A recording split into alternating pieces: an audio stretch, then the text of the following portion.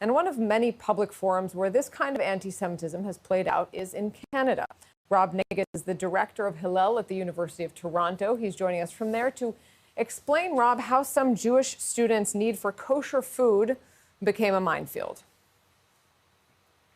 Yes, thank you so much for having me. So the context is it was a very natural Hillel program with some really engaged student leaders. They noticed a need on campus, which was that we wanted to get more access to kosher food.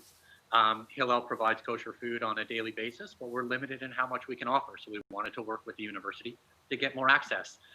So a couple students were incredibly ambitious and started looking to build broad coalitions of support so that we could then take it to the administration. So we've reached out to various faculties, various student groups, and to the various student unions as well, to try and get support for more kosher food on campus. It was a very altruistic vision that the students had, and it was moving quite effectively until we took it to the Graduate Student Union. Now, the Graduate Student Union at the University of Toronto is the only union in Canada that has a standing BDS committee. And when the students took it to the Graduate Student Union looking for support, they suggested that we take Hillel's name off of the Kosher Forward campaign because of the union's feelings about Israel. The Kosher Forward campaign would likely have more support if we took Hillel's name off of the campaign, and obviously that's incredibly problematic.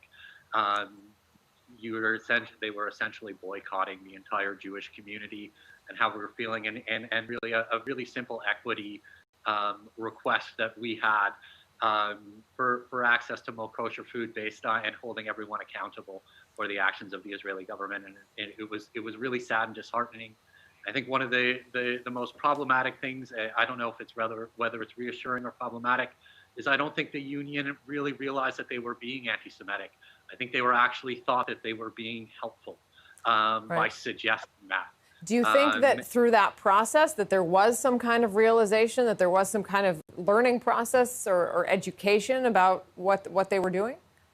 So absolutely, and I think that the definitions that the working IRA definition is so critical to the ongoing dialogue that we've been able to establish with the Grad Student Union.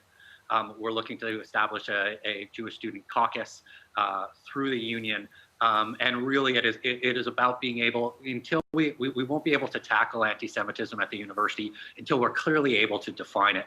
And the IRA definition is our working definition. It's what we want to work with the Grad Student Union to really try and deal with these issues head on, and hopefully have some kind of positive resolution to this. Just briefly, Rob, is this something that you had encountered before or since? I mean, how widespread is this kind of experience on campus, whether it's coming from students, from organizations, from professors? So generally, I think the University of Toronto, the climate is very friendly towards Jewish students, and certainly in regards to any sort of religious accommodation or support for getting kosher food, everyone is on board. But particularly within the Grad Student Union, where the BDS platform has such a strong influence over policy, I think we're beginning to see the implications of how this negatively affects the Jewish community.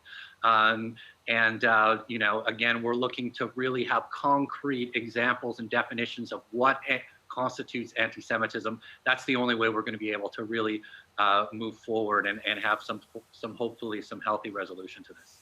All right. Well, it's a good ending for now. And again, another example of what we've seen in those cases where it is possible to actually have a conversation and educate and move forward and not just have that awful experience. And another case where these IRA definitions, these international definitions of anti-Semitism can actually offer very practical advice at making it all a little bit better. So Rob Nagus, thanks very much for sharing your story with us. Thank you for having me.